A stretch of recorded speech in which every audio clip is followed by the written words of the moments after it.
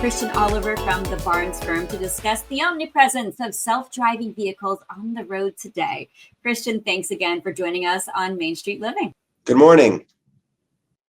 It's great to have you back. We always enjoy chatting with you. And I have to ask you this time of year, especially all the gifts that we just had come through. You see all these commercials where people get the car with the bow on it for Christmas, and many of those cars bought this year are going to be self-driving vehicles. So at this point in their development, we completely trust the technology.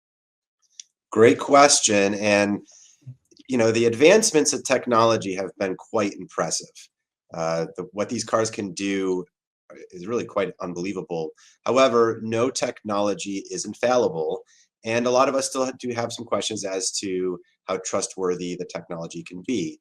So some of the factors involved in trustworthiness include safety and reliability, technology transparency, regulation and testing, the interaction between human and machine, the ethical decision making, and ultimately cybersecurity and hacking.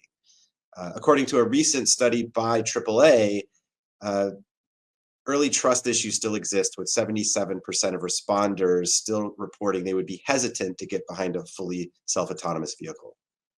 Yeah, that's a lot of information there. And I think I might be a little hesitant myself. And so talk about some of the current limitations of the self-driving vehicle technology. Sure. So the point of self-driving technology is to eliminate human decision-making that leads to 94% of accidents. However, some of the situations that self-driving vehicles face are busy urban neighborhoods where there is a lot going on the street with parked cars and lots of pedestrians, etc. Crazy weathering situations where you're driving along and then the heavens open up and it starts pouring out of nowhere. And subtle situations, like if a pedestrian waves you on or another driver waves you on, hand gestures. Self-driving vehicles have a hard time with things like that. Totally. I mean, so how do manufacturers ensure safety before they can launch these vehicles, especially in those busy areas? Great question. So there are millions of miles of testing being conducted both in real world and virtually, where they're ironing out all these different problems. So they're not just being released without proper testing. However, it's those nuanced situations that we talked about that they're still having to beta test, and we're still going through that process now. So would you say, can we compare self-driving vehicle safety to human drivers? So the whole concept is to eliminate the human error aspect of it. So there's no real comparison as of yet, because a lot of these vehicles aren't on the roads yet. However, it's those nuanced situations like the hand gestures, etc. Because quite frankly, self-driving vehicles will never replace human instinct and human intuition. So that's impossible over time. How much safer they are, well, we'll wait and find out. Yeah, I mean, it makes me think of just all the ways that we're seeing a lot of robot technology come in, even like baseball. Like, is the robot umpire more accurate than the human umpire? And we're kind of seeing that. But you're right, there is this intuition that humans have, at least with the driving, not so much with the umpires.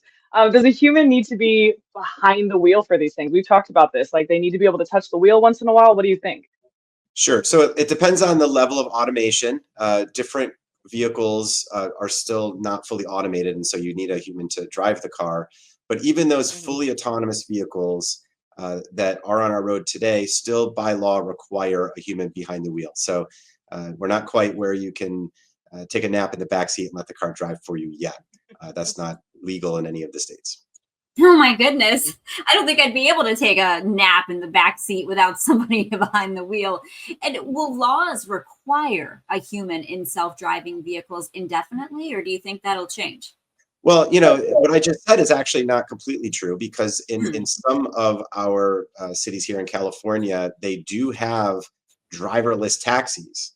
San Francisco, yes. Yeah, so there are situations where you can have a driverless vehicle. You just can't do it yourself. So you can't own your own Tesla and then let the car drive without you behind the wheel. So there's a little bit of a nuanced answer to that. but yeah, it's going to depend on the regulations. It's going to depend on the laws. It's going to depend on how trustworthy our lawmakers find this technology, and if and when they find it trustworthy enough, the technology already exists to allow for driverless self-driving vehicles. Well, I imagine the reason you can't do it yourself is because of the concept of, well, what if an accident happens? So what happens if a human, for example, doesn't take control of an automated vehicle in time? These are the legal issues that are still being determined today. They're quite complex. Ultimately, the issue is who was driving. And if the self-driving vehicle hands over the operation of the vehicle to the human, and in the next second the accident happens and it's something the human could have avoided, well, then the human's responsible. Should they be responsible or not? This all goes towards that regulation that we were referencing a few minutes ago. Ooh, what a debacle this is going to be for insurance companies in the future. And it seems like the future is now, but drivers still must act like they're in the past. So, Christian Oliver from the Barnes firm, thanks again for discussing this very important topic on Main Street. I know you'll be back soon. Good to see you both. You too. Wow, always a joy. In our next episode, we'll also have part 2 of our conversation with Christian, getting into the machine's moral and ethical decision making. It is certainly thought-provoking, so you'll want to check that out.